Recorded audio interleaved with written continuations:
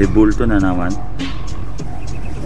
Wala nang katapusang akusasyon sa rebulto to Parang endless na to.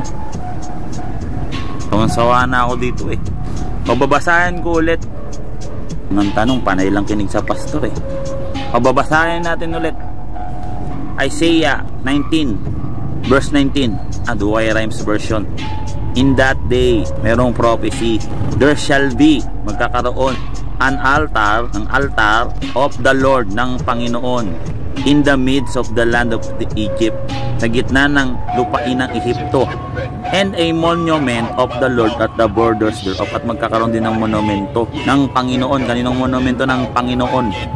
Pag binasa nyo yung Strong's Concordance, yung ibig sabihin ng monument na matsebo sa Hebrew, ang ibig sabihin yan sa usage, standing image. Yung standing image, sa common sense, rebulto. Standing image, rebulto. Rebulto ng Panginoon. Sa 20, anong silbi ng rebulto? Bakit magkakaroon ng rebulto sa araw na yaon? Prophecy. It shall be for a sign to the way, tanda, and for a testimony to the Lord of hosts, patotoo sa Panginoon, in the land of Egypt, sa gitna ng Egypto, hindi sa Israel. Baka sabihin na naman ng iba, prophecy daw sa Old Testament to sa mga Israel. Hindi po.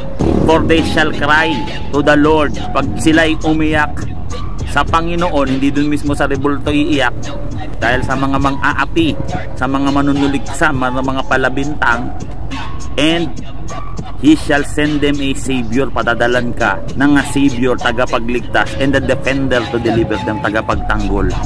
So sa lugar, sa araw na yaon, specific in that day, pag nagkaroon na ng altar at rebulto sa araw na yaon, tanggol. Kaya nga kami, pag nakikipagdigma kami sa mga demonyo, yung mga pari namin, may daladalang rebulto ng Panginoon. Sa crucifix may rebulto ng Panginoon doon. Padalang kami ng tagapagtanggol.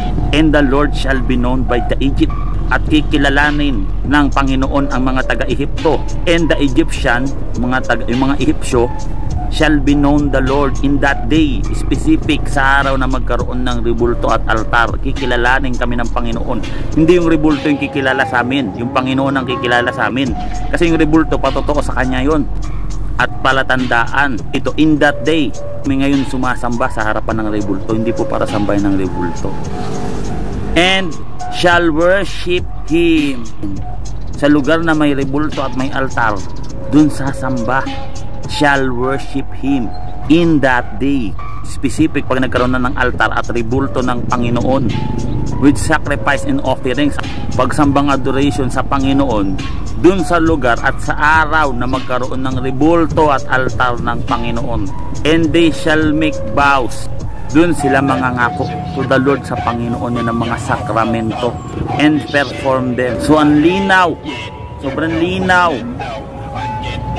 Sino man mga nagko-comment yan, kung kaya nyo kong harapin sa debate, sabihin nyo kahit sino, at sabay-sabay na kayo lahat Itong Isaiah 19:19, sasampalin kayo ng katotohanan Revelation 12, at nagalit ang dragon sa babae at umalis upang bumaka sa nalalabi sa kaniyang binhi, na siyang nagsisitupad sa mga utos ng Diyos, at may mga patotoo ni Jesus. Iyon ang altar at rebulto ng Panginoon. Dadalang kami ng tagapagligtas, at dahil doon, kikilalanin kami ng Panginoon.